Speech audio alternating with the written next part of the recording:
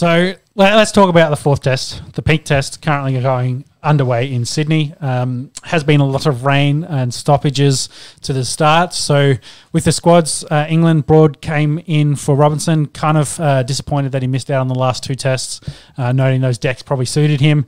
And he kind of rewarded the faith in this one as well, getting, I believe, a Michelle in the first innings. For Australia, Head got the spicy flu and was out, and then Usman came in and did an excellent job. We'll talk about that in a minute. And Boland managed to keep his spot, and I think having won the series and Hazelwood being a bit sore, they decided to rest him and got to give Boland his credit after the last Test match. Some notes. You just got down for us, James. So day one, Australia wins the Test and elected to bat. Uncle Alan Madden did a ripper of Welcome to Country for us. Did a pause for a laugh bit. He goes, for my first song I'll perform. Yeah. And then Paul did he didn't say the pause for laughter, did the old classic setup, got a few laughs, and then he said where there's a will, there's relatives. And quite a fun spin on the Welcome to Country. Oh, it was, and I think that the viewers and Australians of all colours enjoyed Uncle Alan Madden's input and a great way to start the test. Yeah. So day one for Australia, we won the toss and elected to bat. We finished 3 down for 126, but there was a lot of overcast, a lot of showers. I think the ground staff got the most work running in and out, pulling out the stumps, laying the covers down, taking the covers off, putting the covers back on. They had a rough day.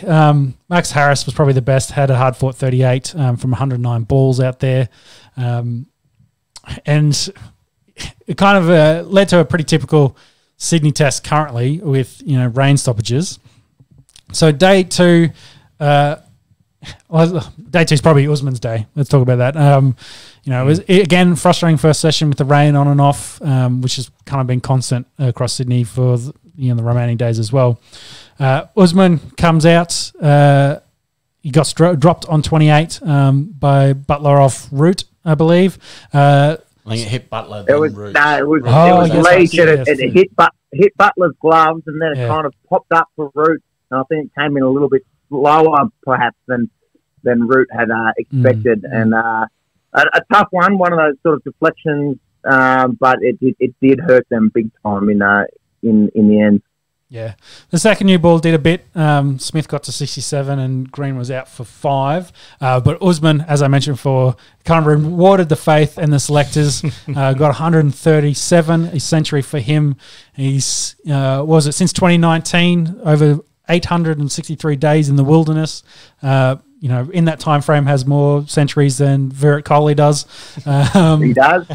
So, Ian Chappell, of course, I don't want to keep referring to the mop, was getting stuck into him, section he can't improve, but, Nah, fuck him, he's a mop. Hadn't shown anything to suggest he's improved. He has already had a test match average of 40, which isn't terrible. Yeah, 8 tons, averaging 43. I don't know, people get on a vendetta. Yeah. And maybe Ian a little bit salty that Khawaja had hit back at him, playing the old war joke, at least I'm the best cricketer in my family on poor Ian. But yeah, he looked pretty good from the start, I thought. He was driving well, his pull shots were well timed, he keeps them down. The big thing now, I guess, moving forward, with Head back healthy, what do the selectors do going forward? Does Khawaja go and open and Harris gets the flick? Yeah. Does Khawaja, they say thanks for your efforts, and he misses out in Hobart? Is Cam Green in any danger? With the way he bowled today, you'd think no. What do we think going forward? So, great question. Just let me finish off. So, the lower order chipped in. Stark got 34. Also has a better average than Kohli. Another not out. Another not out. Lyon was launching Broad for a 6, which ended up being elite, but Broad did finish for the Michelle, like I said. He was moving that second new ball around. So in total for the end of the day too, Australia was 8 for 416 where they declared. England finished that day at stumps 0 for 13. About 4 overs they had to face before stumps. Just that tricky little period. Yeah. Stark got Crawley out, but it was a no ball, unfortunately. but he got his Josh Desserts at the start of day 3. But to answer your question, so we've got to talk about Usman and where he fits into the side. And I think of the guys you listed, Head and Green, I think they'll stick with them with the way Green, of course, being young, up-and-coming talent, they want to kind of build him up. Still only 23, I think. 22, I think. Yeah, so very young, going to build him up. Head, same kind of thing, still a younger kind of batsman. Did score 150 earlier, so I think he spots fine. The one you got to worry about is probably Harris. The 76 has helped him, but a guy like Usman, who has opened in the past, has a good record, just did 100 like it was, walk in the park. I haven't been away that long. Was pretty impressive. Probably the only thing against Usman is maybe his age, and they want to stick with someone young like Harris. But for me, if I was picking it, I'd Harris out, Usman in. I mean, what made Uzi's innings even more impressive was that he hasn't played any cricket in about 6 weeks. Yep. He's been running drinks for everyone else, being the 12th man. Had a very good Sheffield Shield leading up to the start of the Ashes, but yeah, to come in off no competitive cricket for over a month and do what he did, it's a bit like Boland in Melbourne. It's like, well, how do you drop this guy? Yeah. And like, is Green in any danger? He looks all at sea when he's batting. He looks like he's like completely devoid of confidence. Not comfortable on the front foot whatsoever. But I mean, he's taken wickets throughout the series. He's got root a number of times. He bowls 136 to 140. He's still bowling good space. At the moment, you'd almost go, Stark, you can go up at 6. Maybe we'll keep Carey at 7, Cummins at 8. Cummins needs to be demoted at least one spot, and you move Starkey up. I mean, Greeny can come in at 9. Maybe it's like, come in when it's 7 for 350 and just have a tonk, mate. You get some confidence that way. But that's an interesting take. Demoting him down the order. I suppose the thing is that the talent is there. Like we've seen it at Shield level, and even last summer we saw him go quite well with the stick. It's just been a complete reversal. It took him so long to get his first wicket in Test match cricket, and now they're just coming in droves. But the batting's kind of dropped off. But I think they love Cameron Green. I think they love what he does in the gully. He moves well for a big man. I don't see him getting dropped. I tend to agree with you. He's probably the one. I think Khawaja maybe opening with like. How do you drop a bloke that hasn't played Test cricket for 2 years and goes and scores a ton on command? Like, he'd be pretty hard done by to miss out on the next Test. You'd think.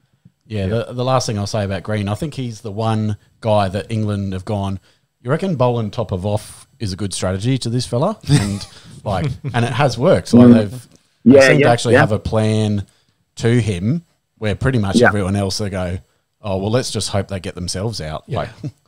Some short stuff maybe that'll open up. So you're happy keeping or putting Uzi in as an opener? Like he batted well at 5. Would you want to change the order? Historically, he's batted as an opener, and he can bat anywhere really. I think he's had that opportunity throughout his career, but I think you put him in there. It'd be interesting to see what they do for the last test, whether they blood a whole bunch of new blokes or not. I'd say maybe not. The guy, you kind of stay kind of true to your test team.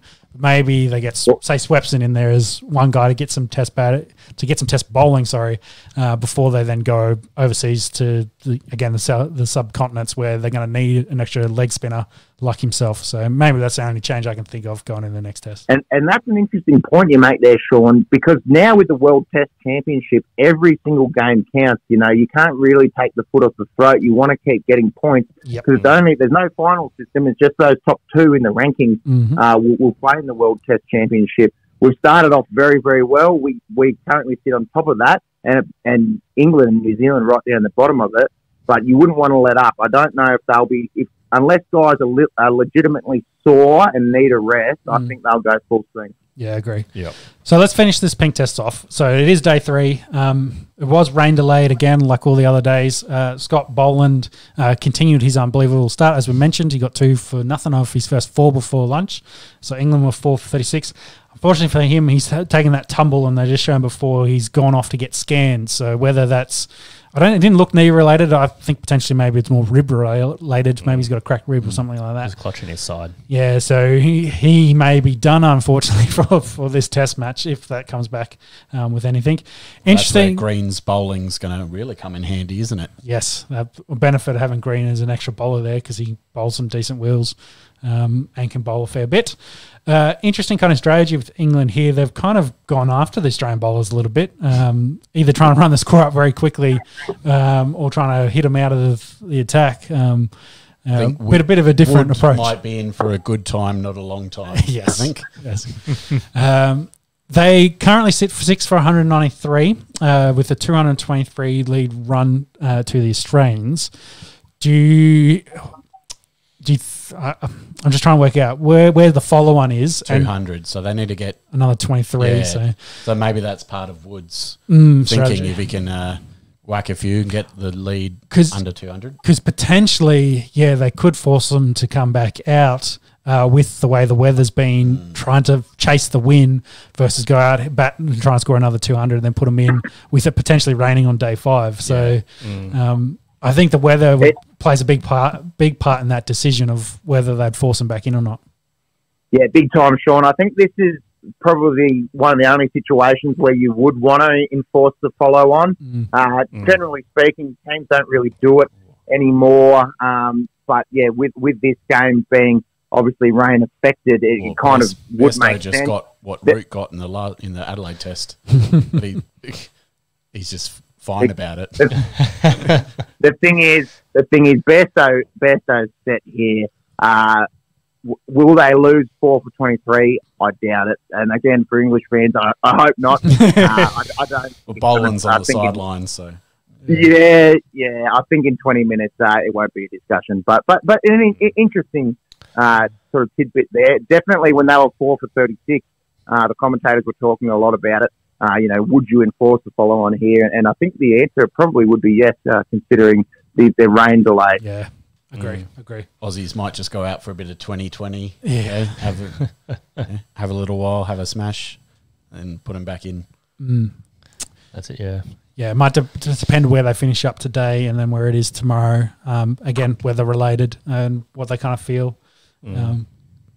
Green's been pretty economical there. He bowls a really good line and length, so he's doing his job he needs to do, filling in for bowling there. Maybe not as dangerous as the others, but we'll have to see, watch and see what happens. Just real quickly before we move on, Yep. perhaps you mentioned when a test was so one-sided against Australia. I've had a look at the stats. The last time Australia was whitewashed was back in 1890. It was a three-test series. England won 2, and the third one was abandoned. So not quite. And that's the last time. Yeah. It looks like that was the last time Australia was whitewashed. 120-odd years. Yeah. 127 years. That's it. There have been a few series in there where Australia had 1 and England had 4, but even then they're going back before 1950s. Ashes. Yeah, this is just Ashes we're talking. Just Ashes, yep. Yeah. Yeah. Yeah, well, that's why I couldn't remember it. Ask him and tackle him, right? He was playing. All the dinosaurs.